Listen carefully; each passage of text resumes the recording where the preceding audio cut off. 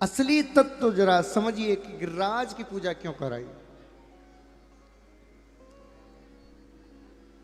श्री कृष्ण ये उपदेश आपको देना चाहते हैं। बोले भैया पूजनीय कौन है? तो कहा जो आपके तन मन और धन की व्यवस्था करे, सुरक्षा करे, भरण पोषण करे, वही पूजनीय है।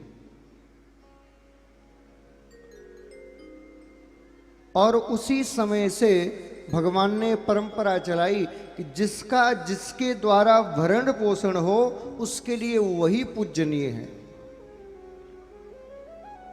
अब देखिए मैं आपको प्रमाणित भी करके बताता हूं। जब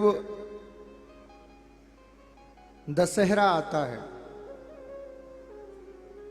तो जिनके पास 4 व्हीलर होती है, 2 व्हीलर होती है या अन्य कोई वाहन होते हैं तो वो उनकी पूजा करते हैं। लेकिन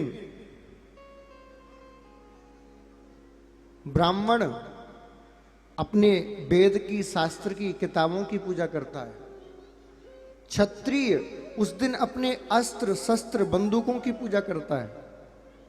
आप देखिए फौज में उस दिन शस्त्र पूजा होती है, ब्राह्मण के घर शास्त्र पूजा होती है, और जो व्यापारी है, व्यवसायी है, उसके घर व्यापार की पूजा होती है, यंत्र पूजा होती है।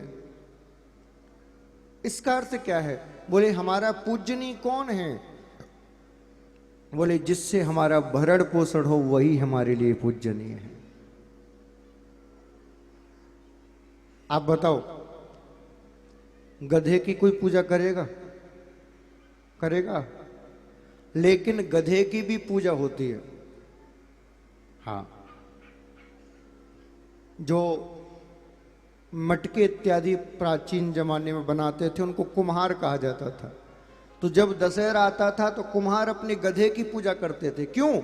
उसको सजाते थे, उसको संवारते थे। क्यों? क्योंकि उन कुम्हार का भरण पोषण गधे के द्वारा हो रहा है। वो मिट्टी ढोके लाता है, उसी से कारोबार करता है, उसके द्वारा हो रहा है। राजा इत्यादि अश्व पूजा करते थे उस दिन, क्योंकि घोड़ों के द्वारा उनका काम चलता है। घोड़े नहीं होंगे तो जाएंगे कैसे? यातायात का साधन बंद हो जाएगा, युद्ध कैसे लड़ने जाएंगे? तो राजा इत्यादि अश्व पूजा किया करते थे उस दिन। अब देखिए ना,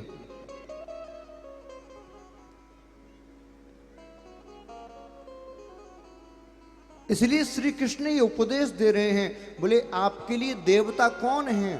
बोले जो आपके उदर की पूर्ति करे, जो आपके व्यापार की पूर्ति करे, वही आपके लिए देवता है। और इसका सामान्य उदाहरण बताऊं, भगवान ने कहा बोले कर्म ही पूजा है। इसीलिए तो भगवान ने कहा कर्मणा जायते जंतु कर्मण्यवाधिकारस्ये मा फलेषु कदाचन। भगवान ने गिरिराज की पूजा करके कर्म का उपदेश दिया है।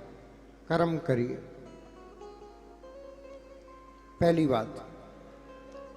दूसरी बात, गिरिराज जी की पूजा करने के बाद क्या हुआ था? बारिश हुई थी कि नहीं? भगवान आपको यह संदेश देना चाह रहे हैं कि यदि प्रकृति की रक्षा करोगे, पर्वतों की रक्षा करोगे, पहाड़ों की रक्षा करोगे, वृक्षों की रक्षा करोगे, तो ही बारिश होगी, अन्यथा नहीं होगी। वरना सूखे में ही आपको जीवन गुजारना पड़ेगा। ये भगवान संदेश दे रहे हैं आपको।